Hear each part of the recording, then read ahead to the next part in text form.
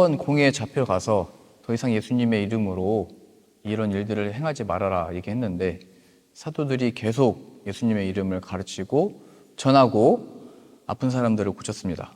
그래서 또 잡혀간 겁니다.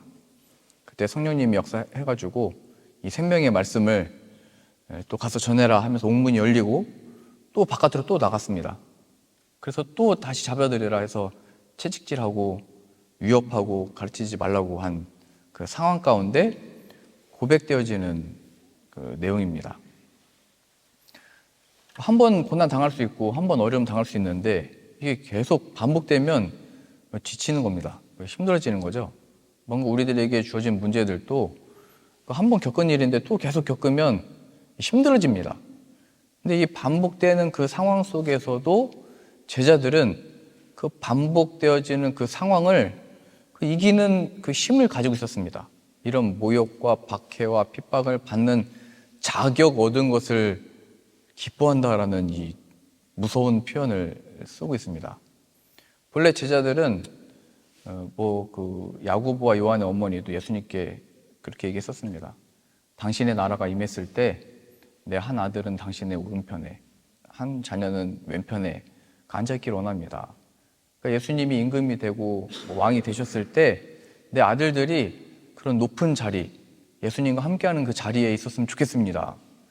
이게 우리가 바라는 거잖아요. 우리가 줄을 서는 이유도 그렇고 뭔가 잘 되는 사람 옆에 서고 싶은 이유도 그렇고 그 사람이 뭔가 높은 자리 갔을 때 우리도 함께 그 영광을 누리고 싶고 그 옆에서 권위를 얻고 싶고 잘 나가는 자리에 앉고 싶은 게 우리의 본성인 겁니다. 제자들이 이 얘기를 들었을 때 야고보와 요한한테 화를 내면서, 왜 화를 냈냐면 자기 자신들이 그 자리에 앉고 싶은데 먼저 예수님께 막 청탁하는 것처럼 얘기하고 부모님이 가서 얘기하고, 이게 인간의 본성이잖아요. 근데 그때 예수님이 내 오른편이든 왼편이든 앉는 거는 하나님의 권한 속에 있는 것이다.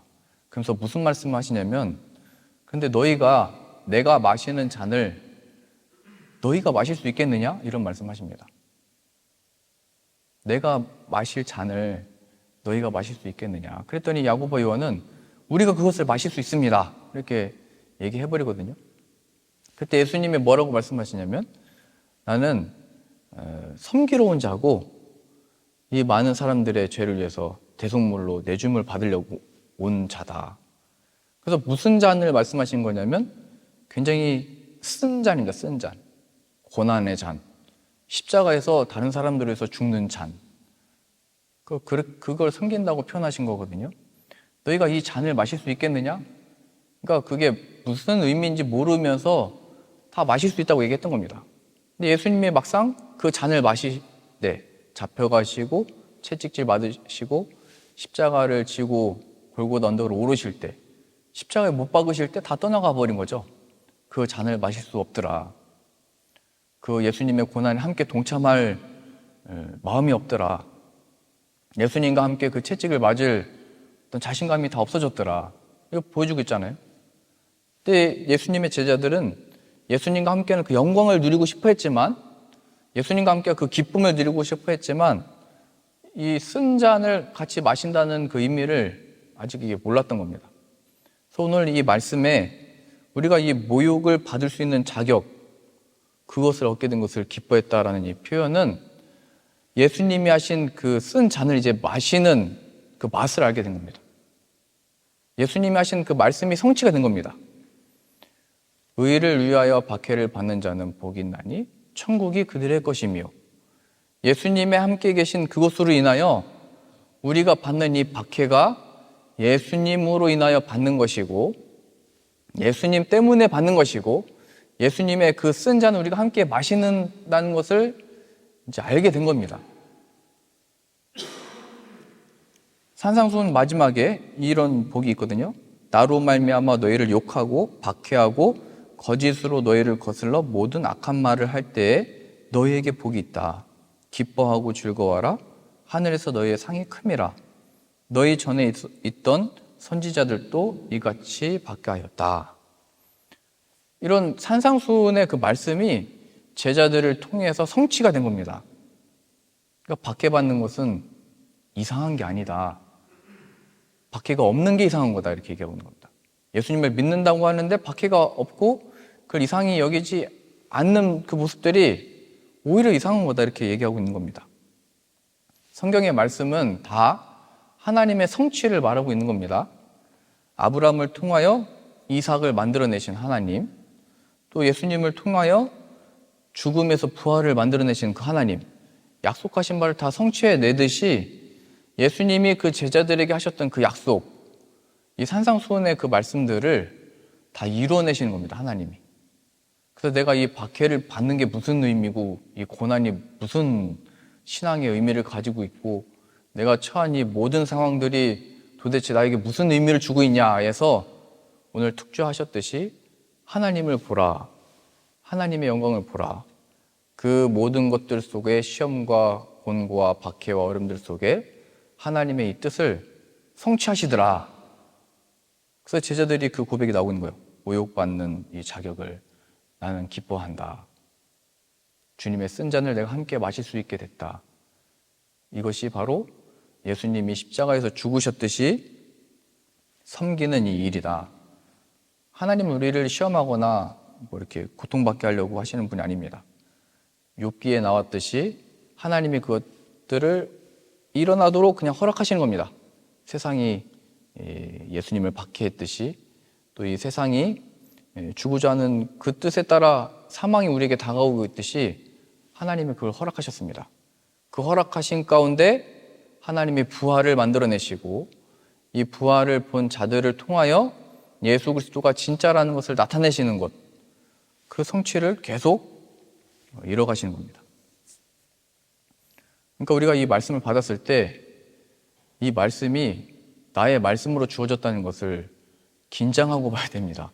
이게 누구 아브라함에게 했던 말씀이 아니고 뭐 예수님이 제자들한테 했던 말씀이 아니고 이 살아계신 하나님의 말씀이 우리에게 이루어질 것이라는 것을 알아야 됩니다.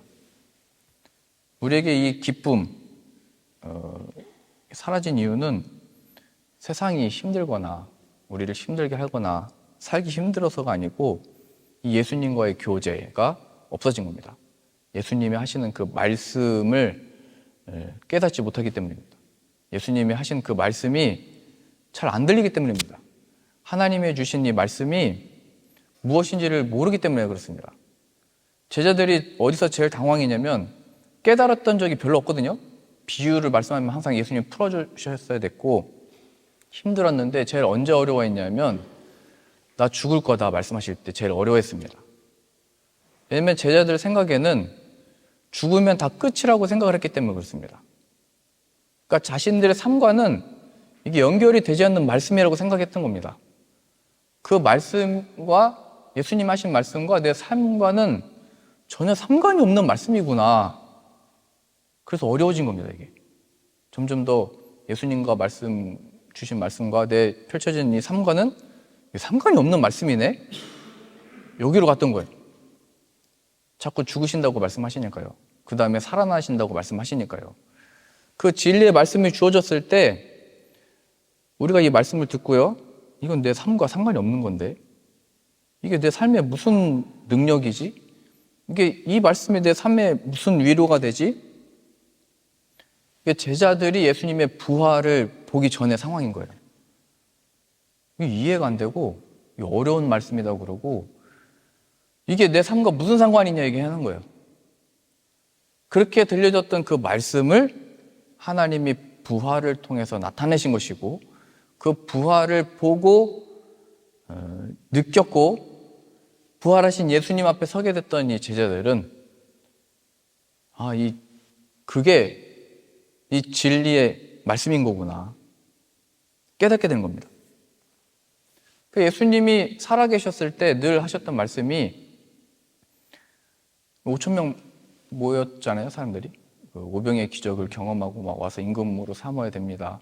우리 임금이 되어 주십시오. 다 높이고 칭찬하고 인정하고 막 그랬을 때 예수님이 너희가 이런 헛된 양식 위해서 일하지 말고 영생을 주는 양식을 위해서 일을 해라. 그게 뭡니까? 생명의 떡을 먹어야 된다. 그게 영생하는 거다. 그 생명의 떡이 뭡니까? 하나님이 광야에서 만나를 내려주셨듯이 내가 바로 하나님이 주신 살아있는 떡이다. 생명의 떡이다. 나의 피가 생명의 음료다. 이런 말씀하시니까 어려워하면서 그럼 뭐 자기 신의 살과 피를 우리에게 떼서 뭐 주겠다는 거냐? 그래서 사람들 뭐라고 성경에 표현되냐면 미쳤다라고 표현했습니다. 그래서 그 5천 명이 넘는 모였던 사람들이 다 흩어져 버립니다. 지금 무슨 얘기를 하고 있는 거냐? 뭐 자기가 뭐 어떻게 뭐 자신을 어떻게 죽여서 우리에게 먹여주겠다는 거냐? 이해가 안 되는 거잖아요. 그리고 제자들이 남아있는데 예수님이 말씀하셨죠. 베드로야, 너희도 저 사람들처럼 나를 떠나갈 거냐? 이 질문이 우리들에게 계속 주어지는 겁니다. 어느 때요? 이 박해를 받고 어려워지고 예수님의 이름을 믿음으로 살아가는데 뭔가 그 말씀이 나에게 능력이 안 되는 것 같고 무엇인가 그 말씀이 내 삶에는 전혀 딴 세상 이야기 같고 그 말씀이 나와는 상관이 없는 말씀처럼 느껴질 때요. 베드로야, 너도 저 사람들처럼 나를 떠나갈 거냐? 근데 베드로와 제자들은 그래도 그 말씀을 이해할 수는 없었지만 그 예수님께 붙어 있었습니다. 주의 이 진리의 말씀이 예수님과 함께 계시는데 우리가 어디를 가겠습니까? 이렇게 이제 말해버립니다. 그러니까 이게 이해되지 않는다 할지라도 내 귀와 마음과 내 삶에 뭔가 적용이 안 되는 것 같다 할지라도 그 말씀의 자리에 늘 붙어 있어야 되는 겁니다. 그 말씀이 들릴 때까지 있어야 되는 겁니다. 그럴 때가 이 제자들이 부활하신 예수님을 보고 그 말씀이 그들의 마음에 들어와 버린 거죠, 그게. 우리가 잘 생각해 보면 이 말씀이 내 귀와 마음에 들려지고 깨달아질 때처럼 기쁠 때가 없습니다. 이게 예배 시간에 말씀을 듣고 은혜를 받으면 그때처럼 행복할 때가 없고 그때처럼 자신감이 붙을 때가 없습니다. 그 왜 그러냐면 함께 계신 예수님을 그때 느끼기 때문에 그렇습니다. 우리가 왜 사랑에 빠졌을 때 온 만물이 사랑스러워 보이듯이 이 말씀을 들을 때 그리고 그 말씀이 우리의 마음에 들어올 때 그게 찔리는 마음이든 하나님의 위로의 말씀이든 소망의 말씀이든 그 가까이에서 그게 깨달아질 때 그게 힘이 되는 겁니다. 지금 제자들이 죽음에서 부활하신 예수님을 만나고 그 말씀이 자신의 말씀이 되었을 때 우리가 이 능욕받을, 모욕받을 자격을 얻은 것을 기뻐한다 이렇게 고백하고 있잖아요. 이게 말이 안 되는 거잖아요. 내가 예수님 옆자리에 있어서 그 영광을 누리고 있고 내가 왕은 아니지만 뭐 이렇게 장관이 됐다 뭐 이래야 영광스러운 거잖아요. 근데 예수님을 믿는다는 것이 무엇인지를 알게 된 겁니다. 이 박해조차도 사용해서 하나님의 역사를 이루신 것을 나는 믿는다. 박해받고 어렵고 힘든 내 삶도 하나님이 지금 쓰고 계신다는 것을 나는 믿는다. 그래서 이제 뒤에 나오는 사도행전의 말씀에 순교자들이 얼굴에 빛이 나면서 순교를 했던 겁니다. 그곳에서도 하나님의 오늘 축제했듯이 하나님 영광을 거기서 보고 있었던 겁니다.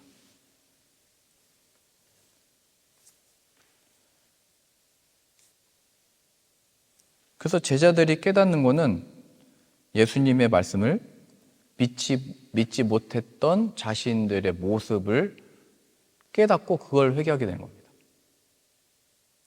내 삶과는 전혀 없었던 말씀이라고 했던 나의 시각과 태도들이 이게 회개할 거구나.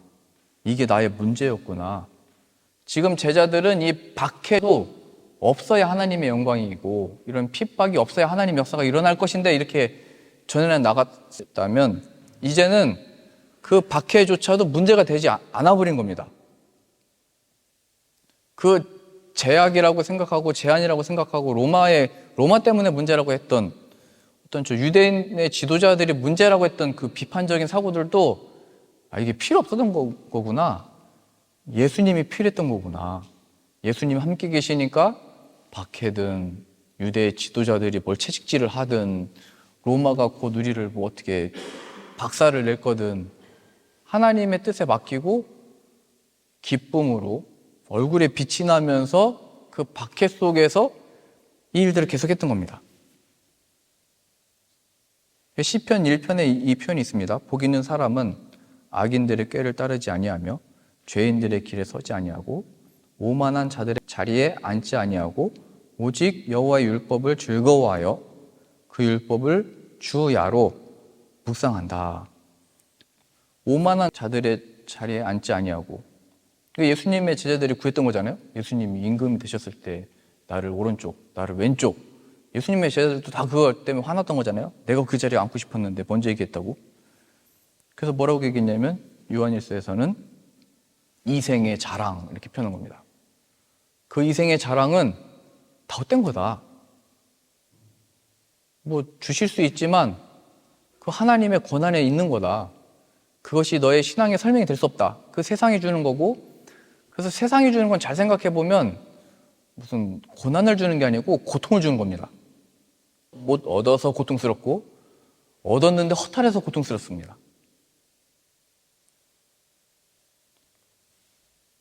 그래서 시편에서도 계속 얘기했던 거예요. 복 있는 사람은 율법을 즐거워하여 주야로, 아침 저녁으로 이 말씀을 사랑하고 묵상하고 기억하고, 마치 내가 사랑했던 사람들의 그 목소리와 그 메시지를 기억하고 귀담아 듣고 추억에 담고 생각하듯이 주님의 말씀과 늘 가까이 있는 것, 그게 예수님을 느끼고 경험하고 함께하는 방법입니다. 주님의 말씀을 가까이 하는 것. 나랑 상관없는 말씀, 내 삶에 무슨 이게 내가 준비하고 있는 거와 이 말씀에 무슨 상관이 있어 하는 그 속에 이 말씀을 알게 해주십시오. 내가 이 말씀을 깨닫지 못하고 가까이 하지 못한 이유는 주님과 거리가 멀기 때문입니다. 이렇게 확인하라는 거예요. 이게 아니고 육신의 정욕과 안목의 정욕과 이생의 자랑으로 하나님의 사랑을 확인하면 가까운 것 같지만 말씀이 못 깨달아지면 굉장히 멀리 있는 겁니다. 다 뭐 이렇게 이생의 자랑으로 이 세상에 이뤄낸 자랑들로 다 간증하지만 그 어느 때보다도 이 말씀과 상관없으면 하나님과 멀리 있는 겁니다. 멀리. 지금 제자들로 보자면 자랑할 게 없잖아요. 지금 이 박해가 없어야 되잖아요. 오히려 이 유대 지도자들은 무너지고 이 사도들이 지도자들이 돼서 백성들을 가르쳐야 되잖아요. 자랑할 게 없잖아요. 근데 그들에게 이 자랑은 하나님의 이 예수님이 하신 말씀이 그들에게 성취가 됐다. 말씀이 그들에게 가까이 있다. 주야로 그 말씀이 성취되어지고 있다. 구약의 모든 이 복 있는 사람의 약속이 이 제자들의 모습을 통해서 표현된 겁니다. 제자들은 이 모욕받는 것, 박해받는 것이 그게 무슨 자랑이냐 했지만 그 자격을 기뻐했다라고 표현한 겁니다. 제자들의 그 시각에서 볼 때는 우리가 이 환난을 당한 이유는 예수님이 이제 우리 안에 계시기 때문이다. 이걸 알게 된 겁니다. 이게 뭘 우리가 잘해서 우리가 뭘 못해서 이런 게 아니고 저 사람들의 말을 들어서 안 들어서가 아니고 본래 세상은 예수님을 싫어하여 십자가에 잡아다 못 박아 죽였다. 세상은 예수님을 싫어한다. 왜냐하면 세상이 볼 때는 자신이 권력자요, 자신이 으뜸이 되고 싶은데 예수님이 오셔서 내가 이 세상의 창조자라고 그러고 내가 없으면 너희는 망한 존재다라고 그러고 내가 마지막 날에 심판을 할 거다. 그러니까 세상은 자연스럽게 그 어둠이 빛을 싫어하여 없애버린 겁니다. 그러니 그 예수님을 믿는다고 하는 우리를 다양한 방식과 모습으로 공격할 수밖에 없는 겁니다. 마귀가. 그래서 박해가 없으면 오히려 이상한 것이고 세상의 어떤 시기나 세상에 이 공격이 없는 게 오히려 이상한 겁니다. 내가 그 예수님을 감추고 있든지 아니면 그 기쁨을 모르기 때문에 그냥 내버려 두는 겁니다. 마귀가. 그래도 그냥 그렇게 살다 죽어라. 네가 뭐 교회 다니지만 육신의 정욕과 안목의 정욕과 이생의 자랑, 그래 그렇게 살다 죽어라. 근데 예수님을 따르고자 하는 그 순간에 이 박해가 시작되는 거예요. 싫어하니까요, 마귀가. 그래서 예수님도 이런 말씀하셨잖아요. 내가 이 땅에는 머리 둘 곳이 없다. 내가 이 땅에 뭐 이렇게 내 몸을 의탁할 곳이 없다. 항상 예수님을 죽이려고 하니까요. 위협하려고 하니까요. 이 세상이 예수님을 싫어하니까요.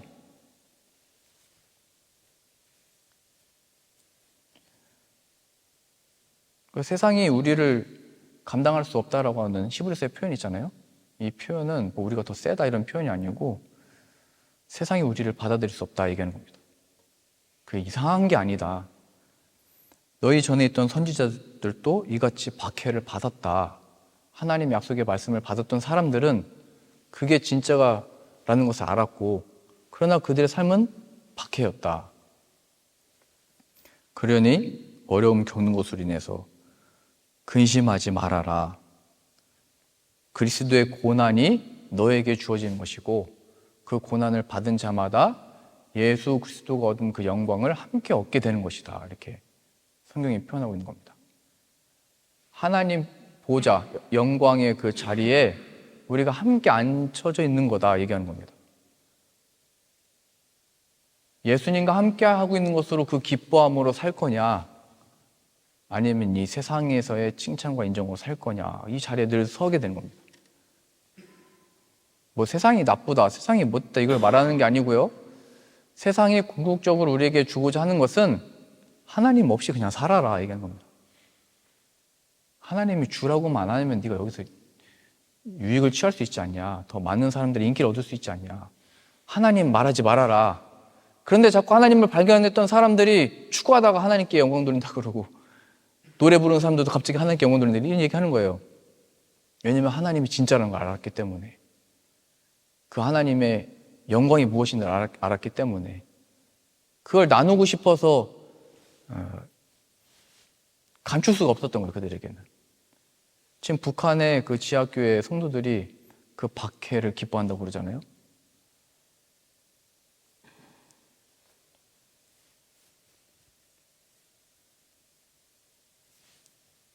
예수님의 죽으심과 함께한 자들은 예수님의 부활의 생명을 함께하게 되는 것이고, 예수님이 받으신 그 고난을 받는 자들은 예수님이 누리셨던 새 영광의 그 모습을 함께 누리게 되는 것입니다.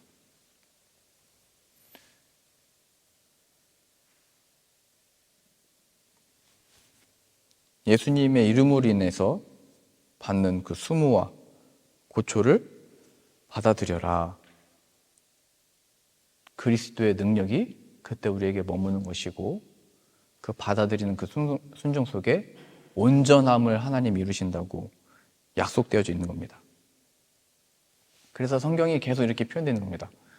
모세가 잘못한 건 없지만 하나님이 그 범죄한 이스라엘과 함께 그 고난의 광야길을 함께 걷도록 모세에게 허락하셨던 것처럼 그리스도의 남은 고난은 바로 그것입니다. 이제 우리는 믿음으로 살고 하나님 앞에 회개도 하고 신앙과 믿음으로 살려고 하는데 우리가 왜 아직도 이런 고난들을 받아야 되냐? 이 세상에 이루실 구원을 위해서 그리스도가 받으셨던 십자가에 죽으신 그 고난을, 그 죽으심을 본받아 이 세상의 고통을 함께 받고 있는 것이고, 사망이 우리를 위해서 오고 있으나 그 고통 속에 사망이 우리를 떠났다는 것을 선포하도록 두신 겁니다. 예수님이 대신 십자가에서 죽으셔서 대신 고난을 받았듯이 이제는 이 세상의 복음의 전파를 위하여 우리가 이 고난의 길을 받고 있는 겁니다. 그래서 세상과 똑같이 고난을 받는 거거든요. 마치 애굽에서 그 10가지 재앙이 임했을 때 애굽의 사람들만 그 재앙들을 받아서 괴로웠던 게 아니고 하나님의 택함을 받았던 이스라엘 백성들도 다 같이 그 재앙을 똑같이 받아왔습니다. 10번째 재앙만 빼고요. 근데 10번째 재앙만 왜 넘어가게 하신 거냐면, 봐라, 하나님의 이 약속의 말씀을 받은 백성만이 이 고통 속에서 구원을 받는 거다. 그런데 그 고통의 그 구원을 받기 전까지 9가지의 재앙을 똑같이 받았어야 됐습니다. 피비린내 나는 물을 확인했어야 됐고, 개구리 재앙, 여러 가지 재앙을 함께 고통을 받았습니다. 그래서 우리가 이 땅에서 왜 이제 믿음을 가졌으면, 그러니까 신앙을 가졌으면 뭔가 이제 잘 되고 세상과는 다르게 뭔가 특출나게 뭔가 영광을 누리고 좋은 자리에 가고 내가 더 승진을 하고 하나님을 나타내고 영광스럽게 할 뭔가 능력을 주셔야지 왜 이런 고통과 박해를 받아야 되나. 이 믿는 자들을 통해서 10번째 재앙, 이 장제 재앙, 양의 피를 발라서 넘어가는 이 재앙. 예수 그리스도를 믿는 그 믿음 안에서 그 구원, 그것을 설명하려고 우리가 고통을 같이 받는 겁니다. 세상이, 야, 너는 왜 믿는다며 왜 그렇게 된 거냐? 너는 왜 그 하나님만을 위해서 산다면서 왜 그런 고통을 당하는 거냐? 그때 이게 성경의 설명이에요. 우리도 그렇게 설명하라는 거예요. 내가 당신들과 이 고통을 함께 받는 겁니다. 모세가 이스라엘과 함께 고통을 받았듯이 예수 그리스도가 우리의 구원을 위하여 십자가를 지심과 같이 이제는 그 고난을 예수 그리스도와 함께 우리가 담당하고 있는 겁니다. 하나님이 이제 그 구원의 영광을 이루실 겁니다. 나는 이 10번째 재앙을 넘어갔습니다. 이 복음의 능력이, 구원의 영광이 당신에게도 임하기 원합니다. 이렇게 설명하도록 박해가 주어지고 있는 겁니다. 좀 있으면 박해가 넘어가고 유대 지도자들이 다 넘어질 거고 로마도 망해버릴 겁니다. 이건 뭐 일반 세상이 하듯이 하는 어떤 이게 위로가 되는지는 모르겠지만요. 성경에서 하고 싶은 얘기는 이게 바로 예수님과 함께하는 삶입니다. 고통받는 게 목적이 아니고 무슨 박해받는 게 목적이 아니고 당신들이 예수 그리스도가 없이 살아가는 결과가 바로 이 고통인데, 맞습니다. 내가 받는 이 박해, 이 고통입니다. 그러나 예수님과 함께하는 사람들은 이 구원의 영광을, 최후의 승리를 얻게 될 겁니다. 그래서 나는 이 길을 가고 있습니다. 이게 전도인 거죠. 내 삶을 통한 전도, 내 삶을 통한 살아있는 간증이 된 겁니다. 그 누구도 갖지 못한 우리 각자가 가진 이런 간증들이 다 있는 겁니다. 그래서 다양한 사람들을 하나님이 모으시고 준비시킨 겁니다. 그래서 우리가 이번에 두 번째 이제 네덜란드 가잖아요. 네덜란드도 성도님들하고 이제 만나보시면 다양한 상황과 여건 속에서 이제 성도님들이 모여 계십니다. 그때 우리가 뭐 콘서트도 준비하고 뭐 집회도 준비하고 이렇게 가잖아요. 그때 우리가 가서 콘서트를 하고 또 가서 집회를 하면은 하나님 이번에 또 순종하는 마음으로 또 가면 뭔가를 이뤄주시겠지? 이런 마음으로 가는 게 아니고 그냥 죽으러 간다고 생각하는 겁니다. 죽으러 간다. 우리가 이 복음 들고 갈 때 준비하면서도 박해가 있다는 것을 이상하게 여기면 안 되고, 전에 있던 선지자들도 이 박해를 받아왔다. 복 있는 자들이다. 그러나 그 선지자들이 받지 못했던 약속 우리는 받은 겁니다. 예수님을 받은 거죠. 그러니까 이 선교를 또 준비하면서 어려움 당하는 것을 이상히 여기지 마시고, 아니 갑자기 내가 왜 이거 선교 또 간다고 했는데 이런 어려움이 왜 당하지? 다 설명이 되는 겁니다. 이루실 큰 영광이 있겠구나. 더 기대하는 마음으로 갈 수 있게 됐다는 거예요. 모욕받을 수 있는 자격을 기뻐함.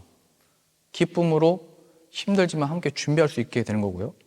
가서도 우리가 무슨 박수를 받고 영광을 받고 무슨 뭘 기대해서 가는 게 아니고 죽으러 가는 거구나.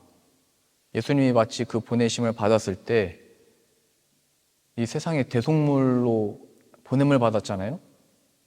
그 예수 그리스도의 죽으심을 본받아 가는 겁니다. 뭐 죽자는 얘기가 아니고요. 예수님의 부활을 하나님이 만들어내시겠구나. 이 믿음으로 이제 가게 되는 겁니다. 의를 위하여 박해를 받는 자는 복이 있나니 천국이 그들의 것이다. 이미 천국을 받은 자답게, 예수 그리스도를 얻은 자답게 우리들이 무엇이 오든지, 그래서 좋은 것이 일어났을 때는 하나님을 찬양해라 표현되는 것이고, 어려움이 닥쳤을 때는 기도해라 이렇게 표현되는 겁니다. 그 모든 것들이 재료가 돼서 하나님의 이루시는 부활의 생명을 나타내실 것을 믿음으로 가는 겁니다.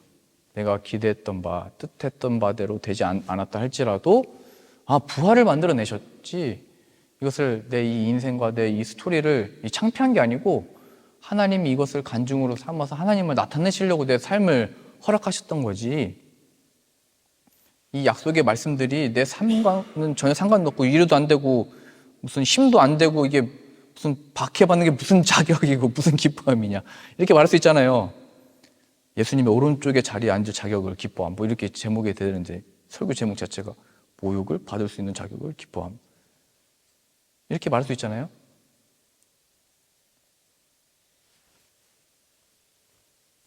바울이 내가 풍부에 처할 줄도 알고 궁핍함에 처할 줄도 아는 일체의 비결을 배웠다. 내게 능력 주시는 자 안에서 내가 모든 것을 할 수 있다는 내용이 바로 그겁니다. 내가 잘된 것을 숨기라는 얘기가 아니고 이상의 자랑 숨기라는 얘기가 아니고 하나님이 이대로 허락하셨다. 그래서 그걸 함께 누릴 수 있는 그게 실력이고 능력이죠. 초대교회가 다 재산을 가져와서 함께 이 사역들을 위해서 썼듯이 그게 바로 하나님이 주신 이유입니다. 물질들을 어떤 능력들을 주신 이유입니다. 책임이 더 큰 거죠, 그게.